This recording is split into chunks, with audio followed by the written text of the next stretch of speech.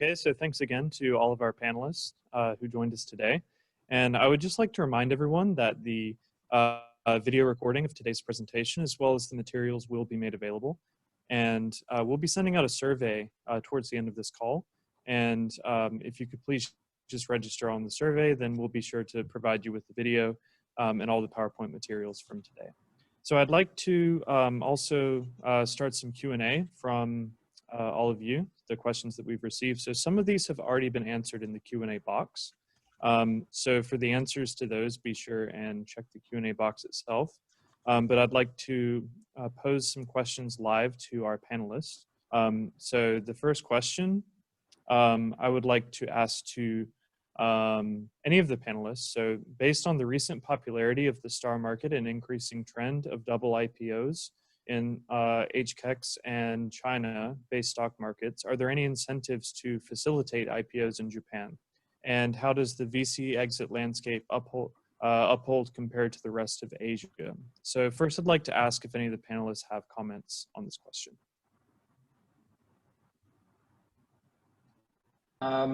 I can try to address it to some extent. I can't really comment on the incentive side of it. That's more of a question for the JPX, I'd imagine. But certainly, I think if you look at the IPO market in Hong Kong, you know, there is a natural structural advantage given its proximity to China and its choice as the destination for Chinese companies now to list. So, I don't think that that's something that Japan can necessarily compete with. However, you know, I think to Russ's point, we are 25 minutes away generally from Haneda, 3.5 hour flight to Hong Kong, 1 hour away via time zone. I think you can very, very easily cover Hong Kong and China from Japan. You know, Shanghai is 3 hours away by plane. So it's, you know, this is, I guess, the point here is that you can. Sorry, Nick, were you answering to the question? I kind of saw you speaking, but I couldn't hear. Were you, or maybe I'm mistaken? I could hear it. I think I was able to hear it. I think I can hear okay, Nick sorry. too. Oh, sorry. Yeah, it was just me. It was not. Yeah, Thank so you. I think you can operate a regional hub out of Tokyo, I think is the point. On the Japan capital raising side, last year, I don't have the numbers for this year, and obviously it's a tough year to look at, but there were 99 IPOs in Japan last year. And so it's not like this is a market that is not raising capital for corporates based here either. You know, on the VC space, again, a huge amount of activity from the sponsors and from VC as well. You know, I think there are some transactions in the market at the moment that are sponsor led. It's a pretty vibrant market, actually. Okay. Thank you for your comments. I would like to ask Adi Tomo-san if he has any comments about the incentives.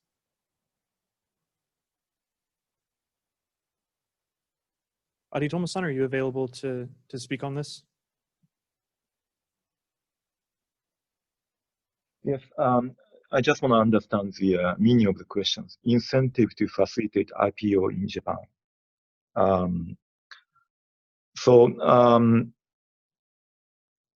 I guess what I can say is Japan is quite unique in the sense that we have about 4,000 listed companies.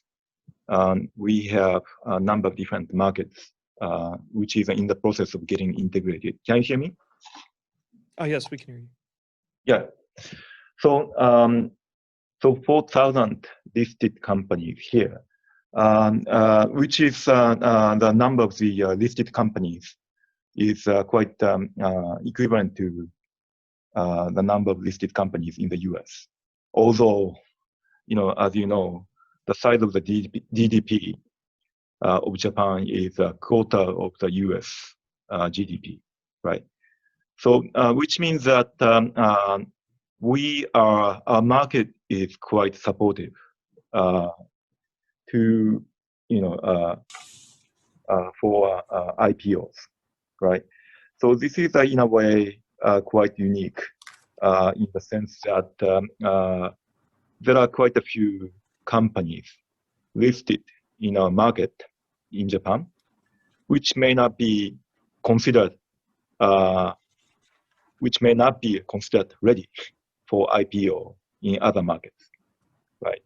So it's quite unique that we have startup companies, but with some sort of liquidity in this market as well.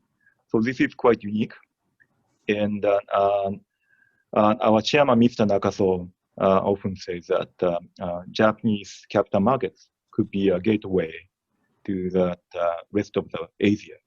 Why don't we test the market here? And we have also, we can provide liquidity and capital market funding as well for startup companies. So this is relatively unknown about the situation here, but it's not new. We have been quite supportive for IPO for startup companies as well. So that's something I want to remind you as well. Okay. Okay, thank you very much for your comments. Okay, I'd like to move to the next question from Bernard Lee. So Bernard says he's interested in thoughts by any panelist, but I'd like to direct this question to Kito-san. So how do not yet famous smaller foreign firms address hiring challenges at the more junior level in Japan today? There seems to be a noticeably lower percentage of younger workers in the financial district as compared to other Asian countries. And then the younger population in Japan today seems to be more enthusiastic about working in cooler industries outside of finance and fintech. So Kito-san, can we have your thoughts on this, please? Yes. Yeah, I believe, let's say, younger workers and talent issue is quite a huge topic for us as well. And let's say, we fintech entrepreneurs and the fintech startups are trying to scale up our own companies and services, but I think it's still lack of talents in the market. So, so currently we are trying to collaborate with many universities to let them know, to let them understand what's going on in the financial industry and the fintech industry in Japan, and to attract them to be a fintech talent in the future. So this is what we are doing now in the fintech industry and trying to change the current situation. Okay, great. Thank you very much. And Maybe I we can have add another some- question for you, Kito-san. So is there demand for digital asset banking and new types of asset issuance based on distributed ledger technologies such as MUFG coin, digital REITs, etc.? And what is the right sandbox or bank professional communities for these technologies? So this was from Igor. Yeah, definitely yes. And after the announcement of security token, regulatory framework for security token last year, many companies, financial institutions, and real estate companies as well trying to find opportunities in this kind of a market. So yes, this is quite. I believe this will be huge opportunities for many companies here. And the Light Sandbox, Light Contact is, I think, FSA's innovation support desk. Because this security token is classified as type 1 securities here in Japan. So you need to talk with FSA.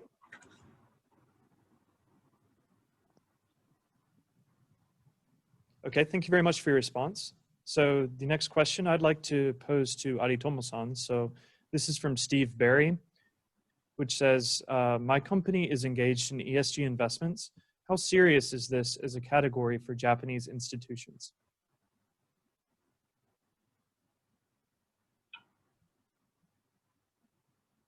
So ESG is definitely quite important in Japan. So everyone is aware that starting from E, Japan is quite environmentally conscious, right?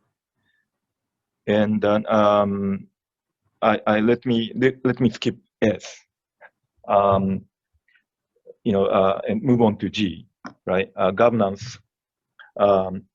We have stewardship code and new governance code.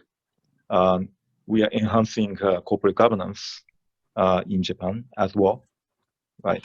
And when it comes to S,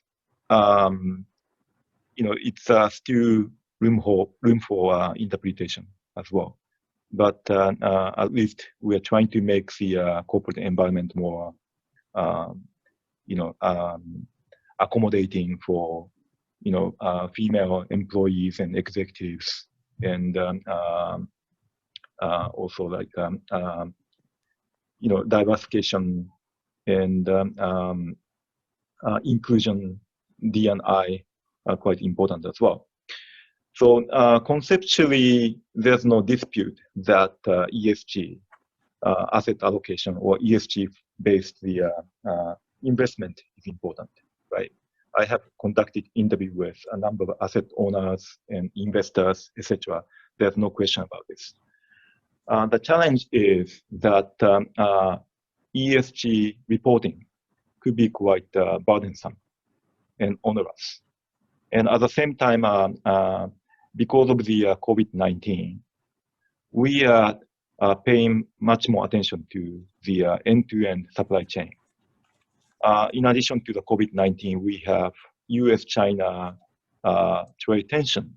So our government, central government, is revisiting our supply chains to make it more robust and sustainable as well. So at this point in time, ESG compliance is largely adhered by major large multinational companies, but it is increasingly more important to be consistent through end-to-end supply chains encompassing small and medium-sized companies as well. So I guess if you have any solutions to ensure the end-to-end supply chain ESG adherence can be assessed and allocating accordingly, that will be quite relevant to Japanese market as well. Okay. Okay, thank you very much for your response. So the last question that we'll be answering live today is from Shingo Yoshimoto, and this is for Kito-san. And Mr. Yoshimoto says, what sort of potential positive impact can we expect associating with Japan fintech companies compared to other countries or regions? Okay. I think Japan still have a huge economy and the market. So if you can collaborate with Japanese fintech companies, of course you can develop your own fintech solutions or products, and also you can penetrate Japanese domestic financial markets. So these 2 points is, I think, that impact you can expect to collaborate with fintech startups here. Okay, thank you very much. So that's the final live question for today. We're going to do our best to follow up on the rest of the questions on an offline basis.